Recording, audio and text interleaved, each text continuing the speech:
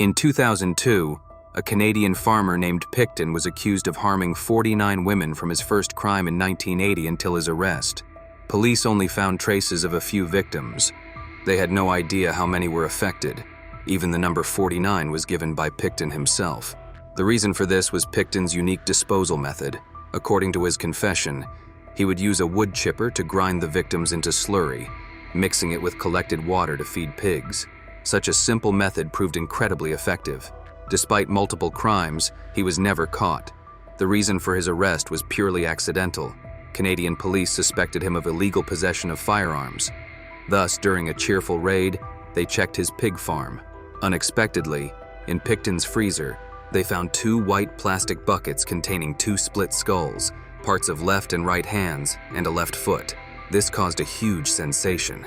Up to 120 forensic experts rushed to the scene, collecting 100,000 DNA samples related to the victims.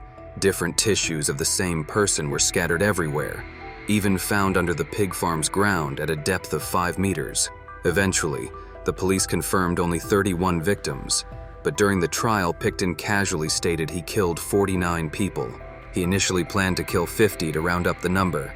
Unfortunately, he was one short. He also mentioned that after finishing all this, he planned to take a break, then kill another 25. It's as if fate was playing a cruel joke, forcing a tragic setup upon a villain.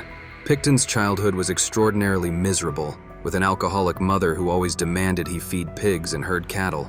His childhood was soaked in filthy pig pens, wearing clothes that hadn't been washed for months.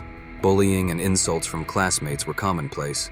Every time he was beaten, Pickton would hide in the pig pen because the bullies hated the smell. For him, it was the safest haven.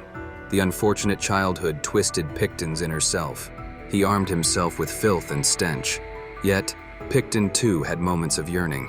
In 1978, at the age of 29, after his parents died, he took over the pig farm and fully unleashed his true nature. He began frequently seeking out sex workers. At that time, East Vancouver was plagued by drugs. It was the poorest and most chaotic area. The streets were filled with drug addicts.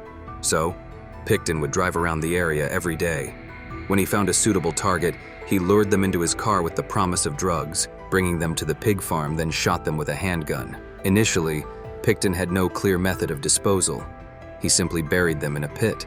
But as the number grew, he realized this wasn't sustainable.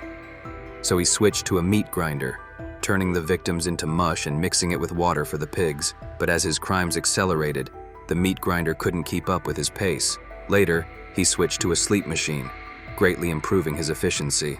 Pigs, being omnivores, are not picky about food. Sometimes, the sleep machine would leave large bones, but their strong molars still easily managed. Their stomachs are very strong. Even tough hair can be digested. Thanks to the several hundred pigs on the farm, Pickton remained undetected for many years because all the evidence was eaten clean. After Pickton was arrested, local residents were hesitant to eat pork. After all, who knew whether those pigs had made it to the market? In fact, in 1997, Canadian police almost had him. In that year, a woman who was stabbed by Pickton managed to escape and called the police. But the prosecutor believed that the woman's testimony lacked credibility. Pickton was ultimately released on bail. The fortunate escape did not deter Pickton. Instead, he continued towards his grand goal, striving until his accidental arrest. After his capture, Pickton appeared somewhat gloomy, not because of any disgust at his own actions, but because there was one thing he could not let go, that he was just one short of 50 victims. Although he complained more than once, Canadian law indeed is peculiar.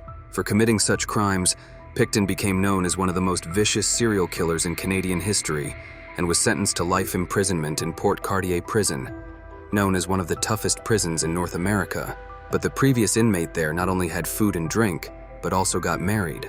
And Pickton too lived quite well, even writing a memoir, which was once available for sale online in 2016, once again hurting the victims' families.